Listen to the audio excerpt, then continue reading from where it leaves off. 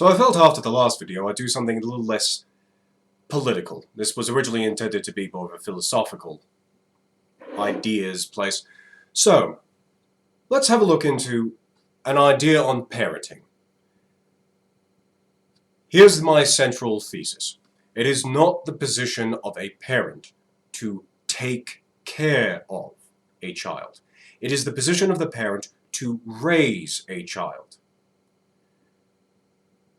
We can probably all agree that a parent should not be so focused on being liked by their child that they do not do what is necessary in order to make the child do the right thing. Sometimes you will have to do things that will make your child not like you.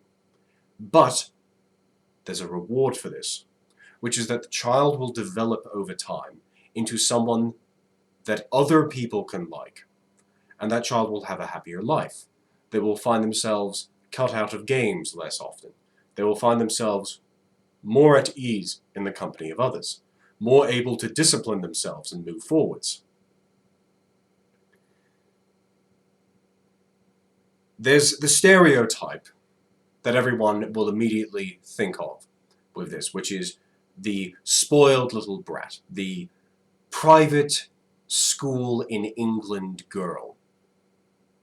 The cliché used in every movie because, for those of you unfortunate enough to have actually met such people, yes, they are most definitely that archetype. This is the danger of doing what the child wants. Because the problem is that the child has not yet learned enough to want reasonable things. It is hedonistic in nature. It feels slightly hungry, so it bawls its eyes out. It has soiled itself, so it bawls its eyes out. It just wants some attention, so it bawls its eyes out. Not having anything is absolutely unacceptable. Now, when you're a baby, reasonable. One cannot exactly have a equitable relationship with a baby. One does not go, okay, I'm going to change your nappy, but in exchange you're going to clean your room. It's a completely one-directional relationship. So, what should happen then when the child gets older? This is when you start having to focus on raising them. Do not focus on who they are. Focus on who they should be. You have learned many lessons in your life. You have hopefully sought out mentors.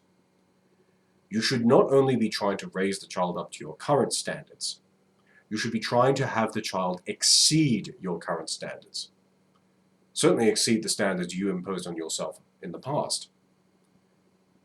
And you should impose the same standards from as soon as the child is able to rationally engage with the world. For the simple reason that if you keep changing the rules, eventually people just get sick of them. My personal experience with this was actually from physics, in that there was this obsession that we must go with every single paradigm that had ever been introduced into physics. And we all knew that it was wrong. We all knew that when we were learning Newtonian physics, we were going to eventually get around to relativity, and that was going to change everything. That was quantum mechanics. Having an appreciation of Newtonian physics, fair enough. But if you are doing a physics degree, endlessly knowing that when you start that next class in the next semester, they will tell you that everything they taught you last time is actually wrong and we have to start from scratch again. This is disheartening. Tell the child what is expected of them from the very beginning and be specific. You can't just say, be good. It's your job to explain what good is.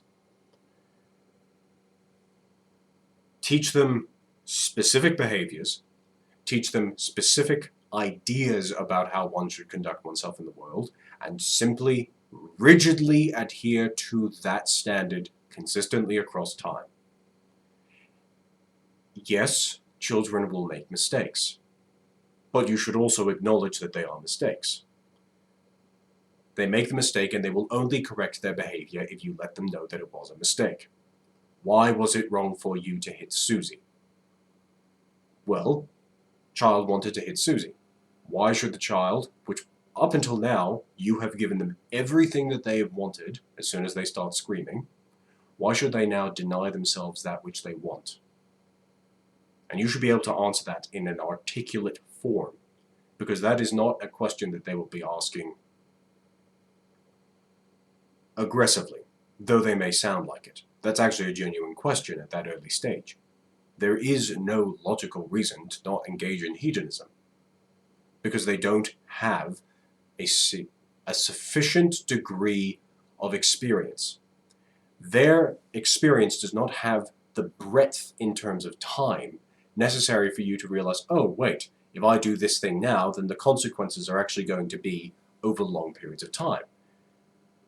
Things don't exist moment to moment. Living in the moment is actually a pretty bad idea when you live for 80 or more years.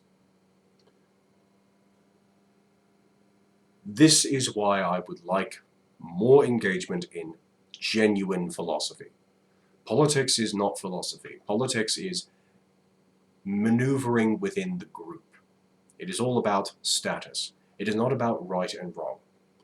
It can be confused with it because politics often masquerades as philosophy, but in the end, politics is politics.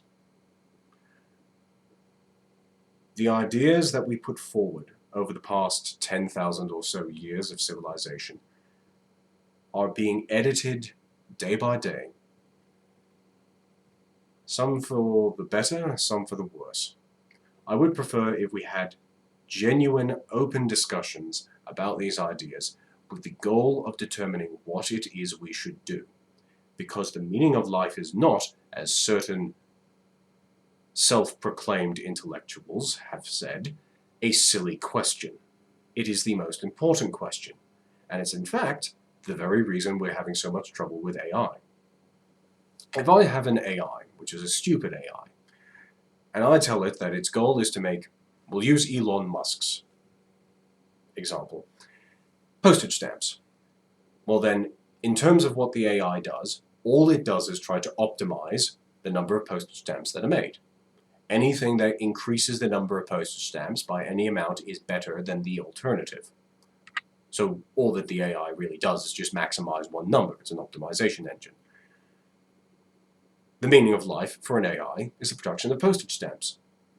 We will immediately recognize this is a stupid meaning of life, because, well, you'll just start deconstructing the universe itself in order to create more postage stamps, meaning that there's no one to use the postage stamps. So you say, okay, postage stamps matter because sending post matters. So there's actually a higher order morality. Okay, well then it just means it's going to be sending postage all the time because that number is being optimized. Say, okay. So postage stamps matter because sending post matters, and sending post matters because GDP, because we have to express it in number form for the damn thing to work. GDP matters. Okay, so now it's going to try and optimize GDP, which may or may not involve us being enslaved. That's a debate for a completely different time.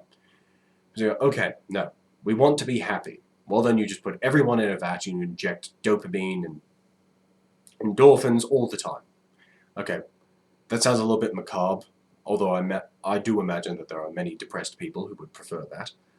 So, okay. But you can see the general principle that's being applied here. Each time you come up with, this is what we should be aiming for, you'll typically come across, well, actually, I'm only aiming at this in service of a higher goal. But this is a branching thing, because that thing might have several subordinates, and each one of those might have several subordinates. What you are looking for with the meaning of life is, what is that highest principle? Because if you are compromising number of parcels for number of postage stamps, that's stupid, because you're putting something that is beneath ahead of the thing that is above. So if we could determine what it is at the top, what is at the pinnacle of the pyramid, the will of God himself, then we would be able to know what it is we should do, because we would know what it is we are trying to achieve.